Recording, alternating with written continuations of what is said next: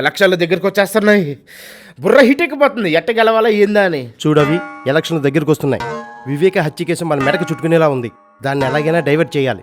ఎలా డైవర్ట్ చేయాలి? ఓ పంచి, సునీత మొగుడే వివేకను హత్య చేశారని చెప్పి. ఇప్పుడు సడన్ గా సునీత వాళ్ళ నాన్న చంపేసిందంటే ఎవరు నమ్ముతారు? అవునో కాదో ప్రజలకు తెలిసేలోపే ఎలక్షన్లు వచ్చేస్తాయి, మనం గెలిచేస్తాం. ఏం ఐడియా. అసలు గుండెపోటు స్టోరీని పుట్టించిందే సునీతక్క భర్త రాజశేఖర్.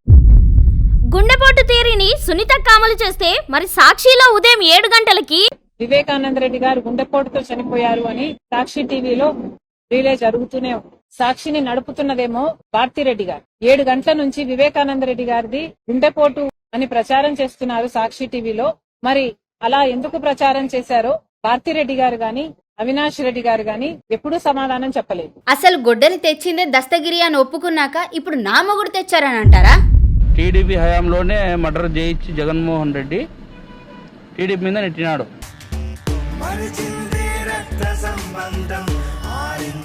ఇప్పుడు ఆ గొడ్డలతో నేనే బాత్రూమ్ లో ఏట్లేసి చంపానని మీ సాక్షిలో చెప్తారా?